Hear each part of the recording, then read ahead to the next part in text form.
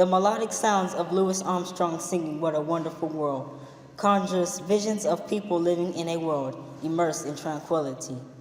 My dream for the future of our world and its people is for people to realize that there is one race, the human race. In order to achieve that goal, there must be a focus on cultural awareness. This awareness must be framed at the community level, transported nationally, and encompassed globally. My dream will be fulfilled when the bridge is built that leads to world harmony.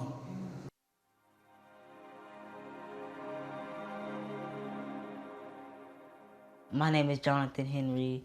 I'm 14 years old. I'm from Galveston, Texas. Not many people can say that they live on an island. Galveston, it has a lot of history. It's fun. At times, the community comes together. Like during Hurricane Ike, we all came together.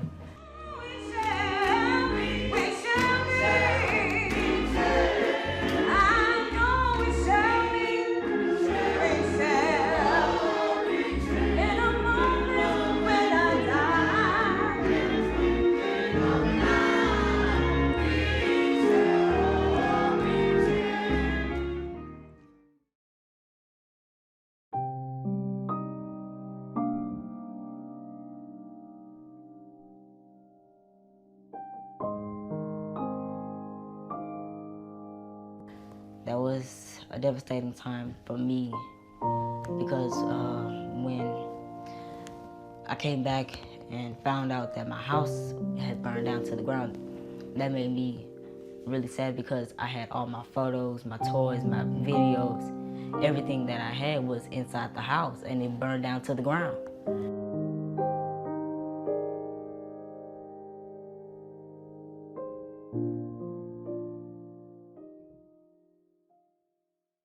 Well, this place has been here since the 60s. Everybody that grew up here in Galveston knows Selena's Blue Room. It's called Selena's Blue Room. And it's pretty much like a old school bar.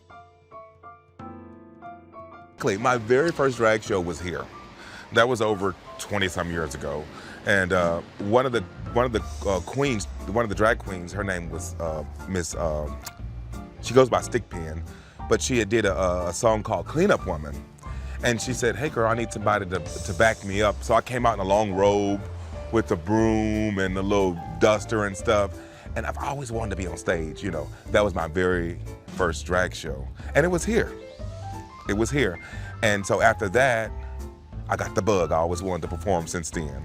So yeah, and this place has a lot of history, you know, lots of history. Great.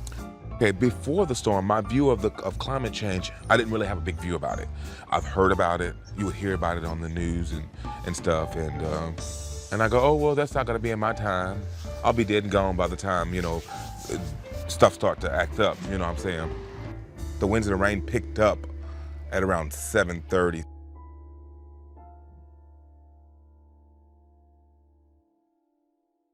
So I really didn't have a view on it, you know. When Ike hit, it really opened my eyes because it wasn't the wind that destroyed the island, it was the water that destroyed the island. And the water, for some reason, the water that was the highest water we've ever had here. So I was thinking to myself then, that's a part of climate change. The sun was shining. We were just sitting on a porch long enough until it was unbearable to sit there.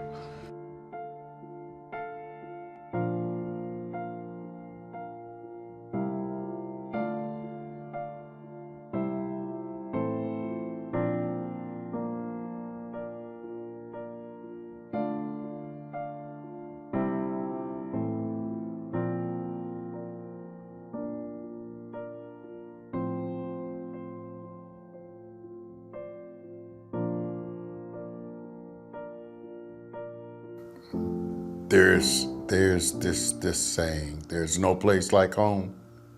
There's no place like home. My mother was born in New Orleans. My father was born in St. Martinsville. They moved to Galveston in 1937 because African Americans had, Galveston was a place where African Americans could make a better living because of the wharf. The wharf paid more than the average job that African Americans could get in 1937, and my father began to work as a longshoreman. I was born in Galveston, Texas, at John Seeley Hospital, better known now as UTMB, in 1948. And growing up here in Galveston was, it was great. You know, I mean, this is an island. How much better can it get?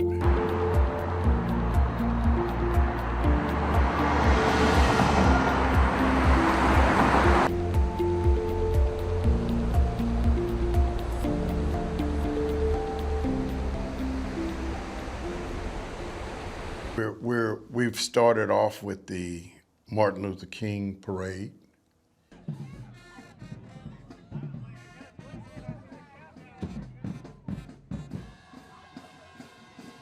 Galveston is 37 miles all the way around, and its widest point is 4 miles. So that means Galveston is long. It's a peninsula. We are the piece of land that actually stops a hurricane from being massive at the oil refineries just on the other side of Galveston Bay. So we are a necessary evil, you know,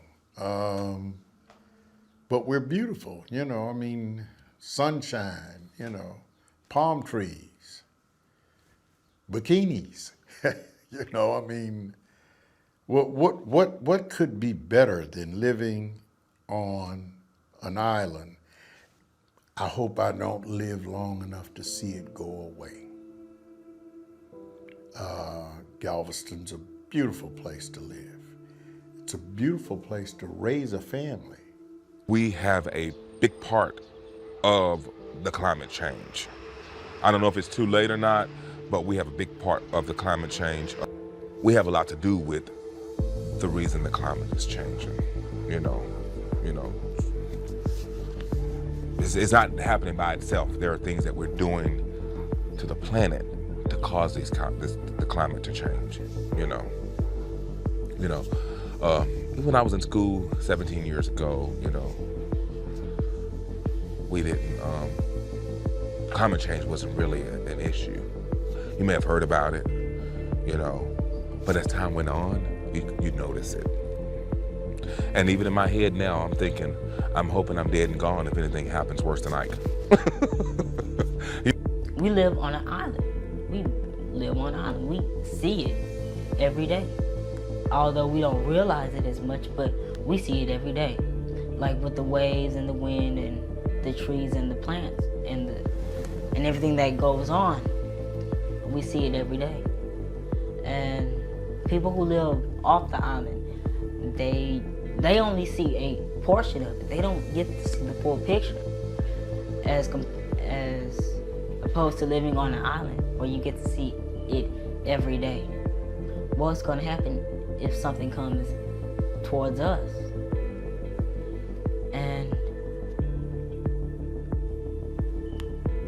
And how are we going to make it through it? How are we going to survive? We don't know the answer to that. So I'm just lost for words.